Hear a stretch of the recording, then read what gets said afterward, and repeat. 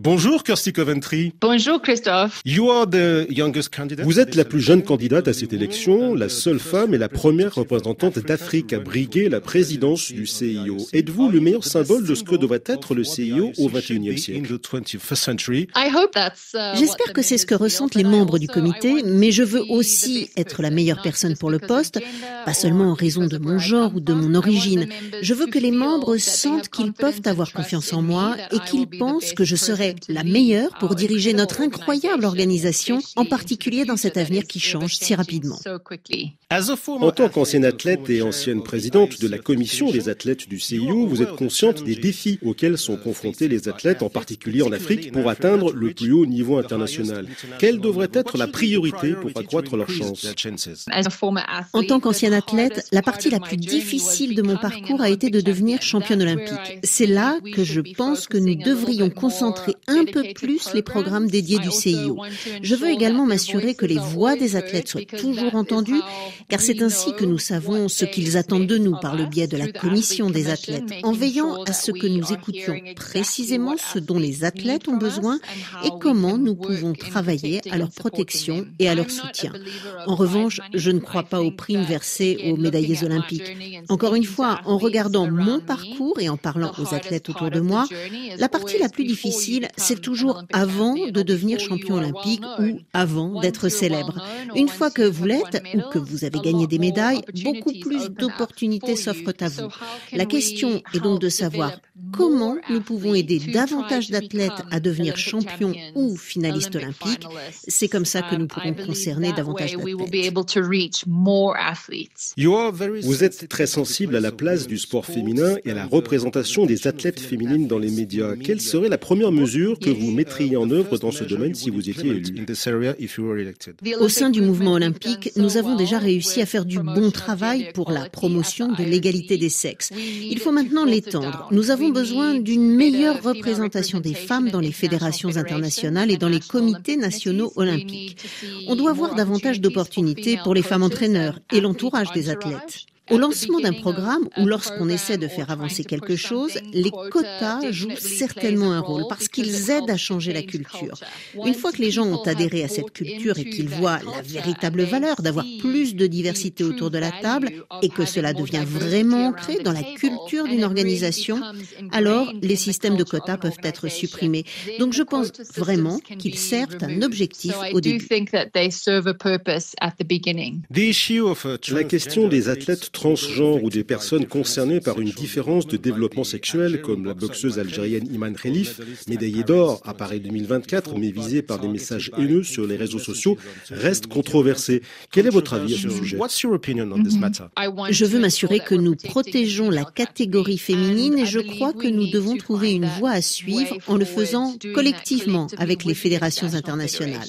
Le CIO doit jouer un rôle de premier plan et nous devons nous assurer là encore que nous protégeons et servons les athlètes. Ce que j'entends par protéger des athlètes, c'est que lorsque l'une d'elles vit quelque chose comme ce qui s'est passé à Paris, ou si vous regardez le cas des athlètes à différence de développement sexuel, comme le cas bien connu de Caster Semenya, ça n'a pas été géré avec sensibilité. Nous devrions faire beaucoup mieux, nous devons trouver une voie collective qui ne mette pas un athlète en danger.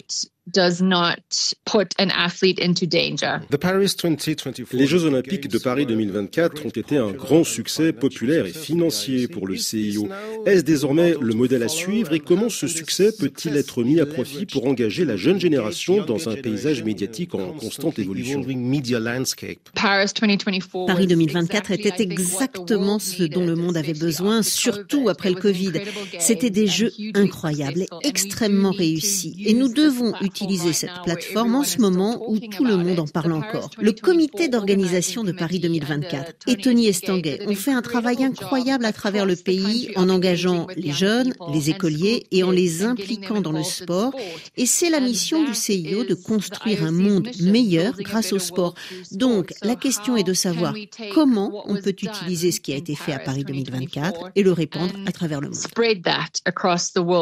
Est-ce que les JO devraient être diffusés sur des plateformes plateformes telles que Netflix. À mesure que nous allons vers l'avenir, Netflix, Apple TV, YouTube, ces entreprises de streaming en ligne ne font que se renforcer.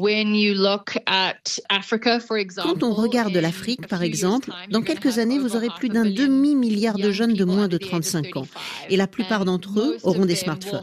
Donc, si nous ne trouvons pas de moyens créatifs de nous connecter avec eux sur ces plateformes en ligne, ce sera vraiment une occasion manquée.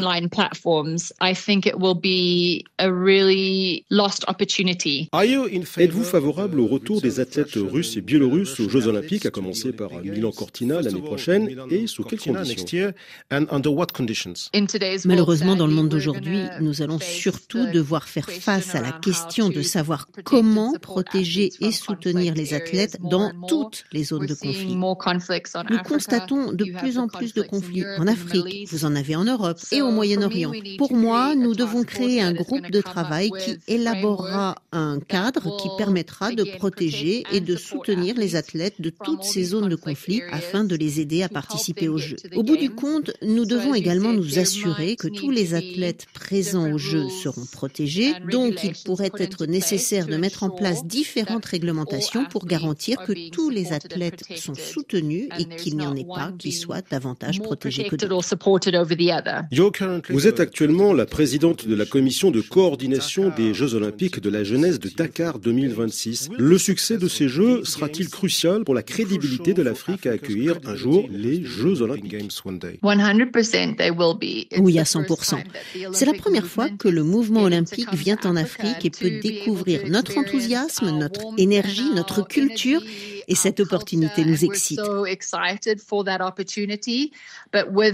Mais cela s'accompagne de beaucoup de responsabilités. Nous travaillons en étroite collaboration avec Dakar 2026 pour nous assurer de donner cette tribune au Sénégal, mais aussi à l'Afrique, pour montrer au monde ce que nous pouvons faire. Et d'une manière générale, pensez-vous que les intérêts du sport africain sont suffisamment représentés au sommet du mouvement olympique? Et que feriez-vous pour améliorer les choses?